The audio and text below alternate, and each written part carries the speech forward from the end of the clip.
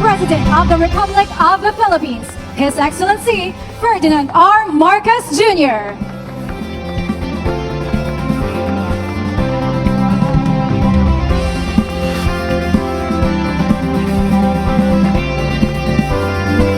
The President shall now inspect the patient transport vehicles or PTVs to be distributed to various municipalities and cities and the provincial governments of Misamis Oriental, Misamis Occidental, Bukidnon, Camiguin, Lanao del Norte, and Lanao del Sur.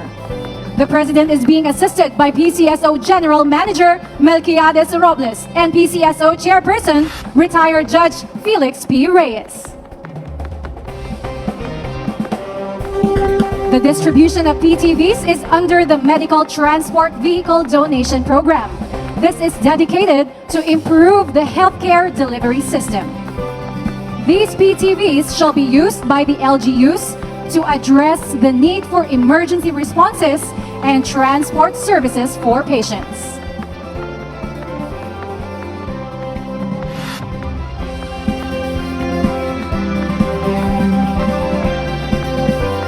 Indeed, these PTVs will be a great help to our LGUs.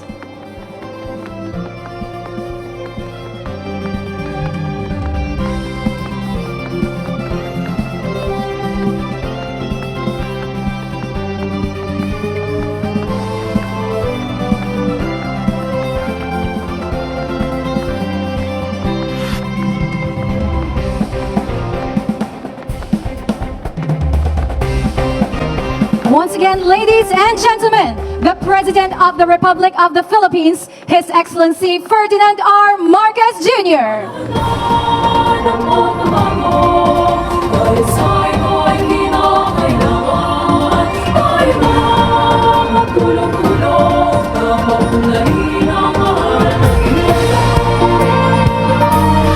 You may now be seated. Maayong hapon kanatong tanan. Good afternoon, ladies and gentlemen. We are gathered here today for the turnover of the 91 patient transport vehicles to local government units of Northern Mindanao. To formally begin our program, may we call on Cagayan de Oro City Mayor Rolando Uy for his welcome remarks. His Excellency, the President of the Republic of the Philippines, Ferdinand Bongbong R. Marcos Jr., Special Assistant to the President, Honorable Anton Lagdamio Jr. Pasalamatan po natin ang ating Panginoon para sa panahon na binigay niya sa atin ngayon. Sa pagtitipon na ito at sa pagdala niya sa atin dito na walang abala at puno ng kagalakan at pag-asa. Hindi lang sa mga kaibigan at mga katrabaho, pati na rin ng mga kasamahan natin sa paghatid ng serbisyo ng sambayanang Pilipino. Nandito tayo ngayon para mapaigting pa natin ang hinahatid nating na serbisyo sa ating mga kababayan. We are all gathered here to bear witness to the government's commitment to improving the economic condition of the people and to ensure that there is adequacy in the social services that government is providing the Filipino people. We in the local government across the country have and is always geared towards improving the lives and well-being of our constituents.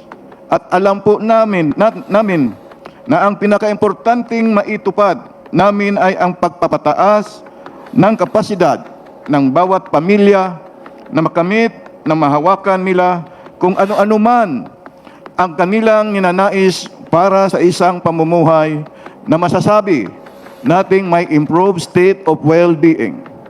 Pero dahil nagkakaiba ang mga kalagayan ng bawat isa, bawat lugar, bawat rehiyon, kinakailangan ng ating mga mamayan ang gobyerno na nagsisiguro na sapat at pulido ang naibibigay nito na mga serbisyo at mga programa sa pagpapaangat ng ekonomiya at kalagayan ng bawat pamilya. Nandito tayo ngayon na puno ng pagpapasalamat na patuloy na pagpapataas ng kapasidad ng ating pamahalaan. And for the support of the national government, to the improvements of the local government throughout the country. With this, and in behalf of the mayors and governors in Northern Mindanao, we welcome everybody to this event, most especially to His Excellency, President Ferdinand Bongbong Romualdez Marcos, and the members of his cabinet to Mindanao and the city of Golden Principe. Thank you very much, and may the good Lord continue to bless us all. Thank you very much, Mayor Uy. And to deliver his message, may we call on the Governor of Misamis Oriental, Governor Peter Unabia. A big hand, please.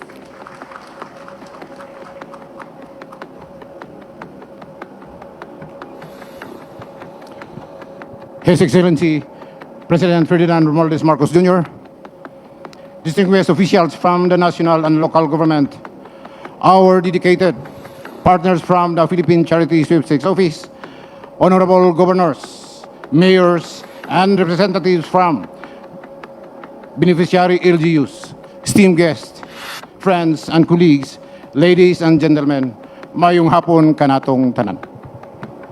Mayong hapon! Welcome to Northern Mindanao. Welcome to the city of Golden Friendship, and welcome to the province of Misamis Oriental. It is with deep honor and great pride that we welcome you all to this historic occasion, the official turnover of 91 patient transport vehicles under the Medical Transport Vehicle Donation Program of the Philippine Charity Sweepstakes Office. We are specifically grateful for the presence of His Excellency, President Ferdinand Bongbong Marcos Jr., whose leadership continues to steer our nation towards a bagong Pilipinas na walang Pilipinong gutom at walang mahirap. To the local officials, you are not only receiving keys to vehicles, you are receiving the keys to saving lives.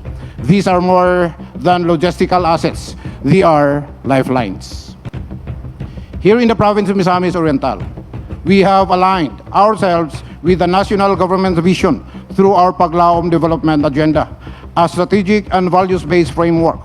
These patient transport vehicles will continue to the achievement of improved health outcomes, which is central to our aspirations of attaining single-digit poverty incidence by year 2028. Once again, thank you, Mr. President, for your inspiring leadership. Mabuhay ang atong mga lokal nga pagkakamahanan. Mabuhay ang sambayanang Pilipino. Daghang salamat. Daghang salamat. Thank you very much, Governor Unabia. And now, may we call on PCSO General Manager Melquiades Robles to deliver his message. A big round of applause, please.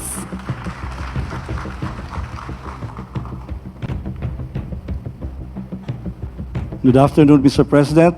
Good afternoon, all my fellow government workers. Let me start by congratulating the recipients of today's events. Truly, you're really lucky. Kasi magkukwento po ako ng konti. Nung nagpaplano po kami, tinanong po kami ng Pangulo, how do you intend to distribute that? No? Sabi namin, we'll ask them to come to Manila, as we usually do, and then they will pick it up here in a simple ceremony sa Manila. No? Sabi ng Pangulo, panahon ng eleksyon ngayon. Busy sila lahat. No? So, iistorbohin natin.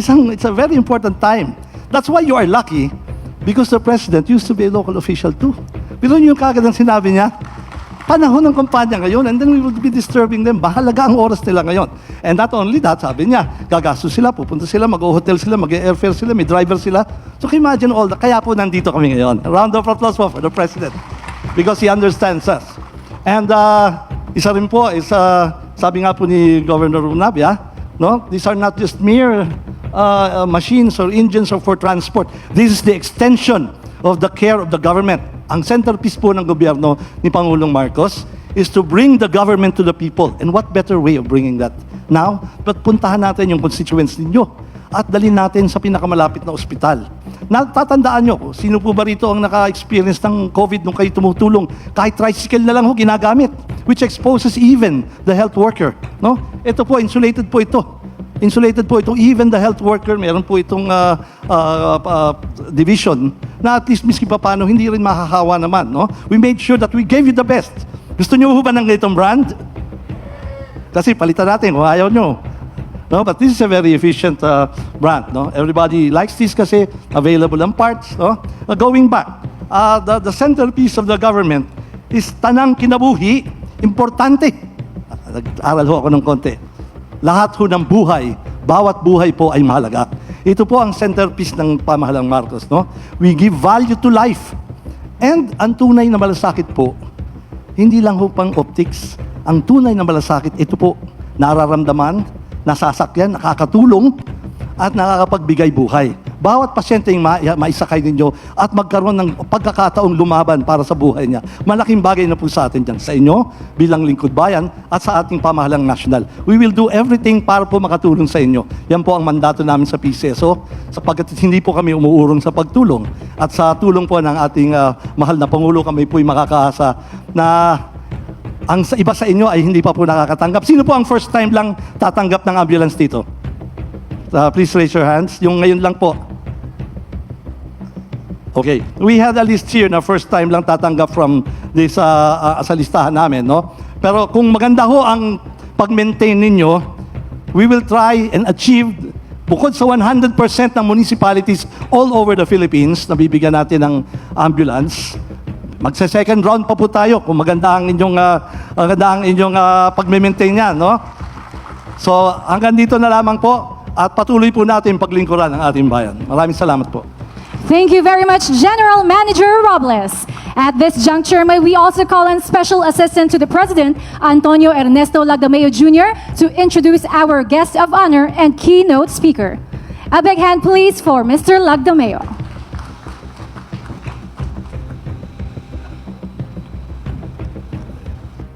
Ladies and gentlemen, the President of the Republic of the Philippines, His Excellency Ferdinand R. Marcos Jr.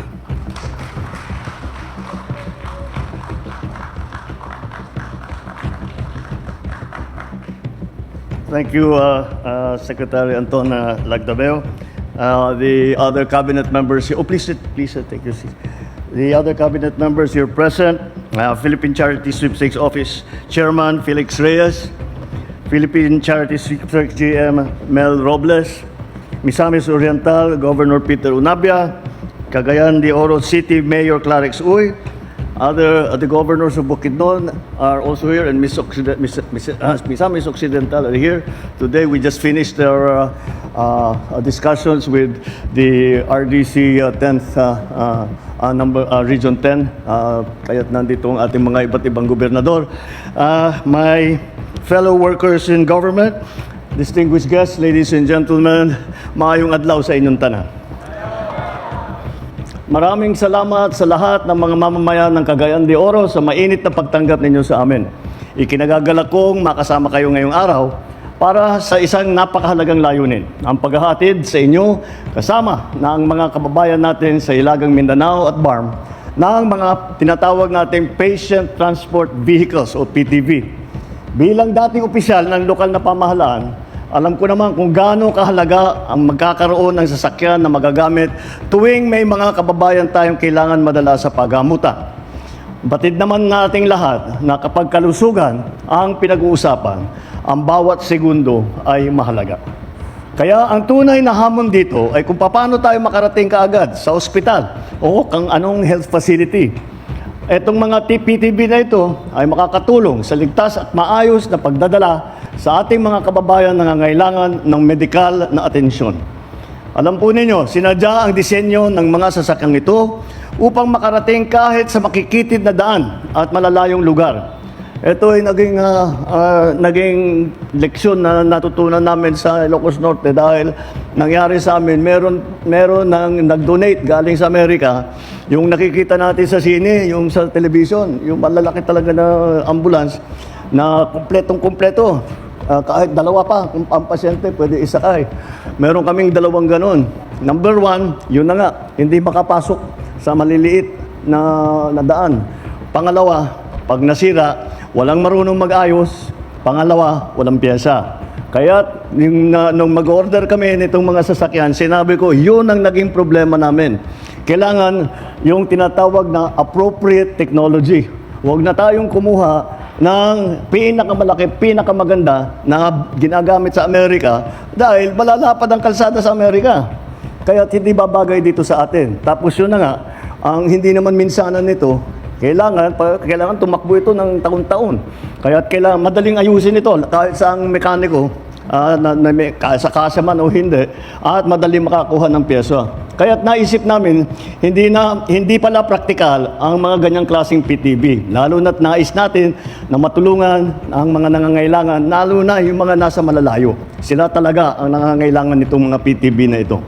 Kaya nakakatiyak ako na maraming matutulungan nitong ating PTV at itong Medical Transport Vehicle Donation Program ng PCOSO. Ang programa na ito ay sagot sa pangangailangan ng ating komunidad.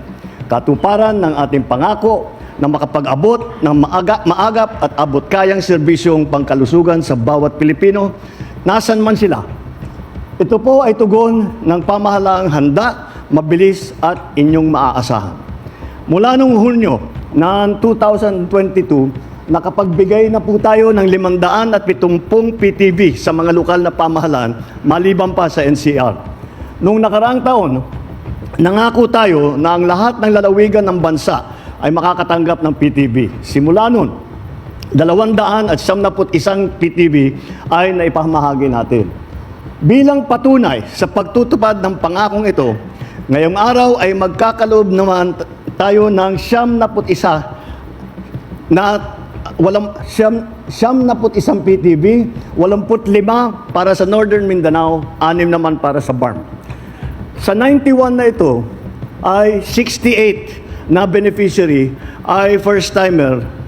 Yung 91 na ipamimigay natin na transport vehicle, ang makakatanggap, 68 sa mga nakakatanggap ay hindi pa nagkaroon ng ambulansya, ng patient transport vehicle sa kanilang kasaysayan. Kaya first time na sila magkakaroon ng ganito.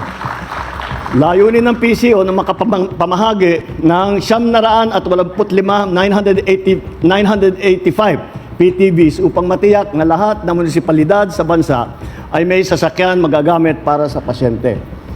Ngayong taong na ito, inaasahan namin at ako'y nakakasiguro na makakakumpleto na tayo. Lahat ng ating munisipyo, ng kubuang, ng ating kabuang bansa ay mabibigyan na ilan ang LGU natin, 1,552. Ang naipamigay na natin, we have been able to give this year lang ito, 567 na ipamigay na natin this year. Ang ibibigay ay 900 and ang ibibigay pa na tatapusin natin by the year 2025 ay 985 na dagdag. Lahat-lahat 1,552 ang ipapamigay natin. Ang LGU natin 1,492. Kaya't meron na ang mga LGU na pangalawa na ang tatanggapin nila itong taon na ito. Kapag nangyari ito, sa kaunang pagkakataon, masasabi natin 100% coverage na lahat ng munisipalidad sa loob lamang ng 3 taon. Ito ay para sa akin isang tagumpay na hindi pa nagagawa sa ating kasaysayan. Dahil ito ay talagang hihingi ako ng pauman ninyo at medyo ipagmamayabang ko ito dahil napakahalaga para sa akin yung healthcare. Dahil ito yung naging karanasan ko, kung minsan, nakakalimutan natin ang healthcare. Hindi natin masyadong iniintindi. Hindi siguro dahil dinevolve yung healthcare sa local government, ay hindi pa naman sanay ang mga local government na magpatakbo ng healthcare program, magpatakbo ng mga hospital system. Kaya medyo napabayaan.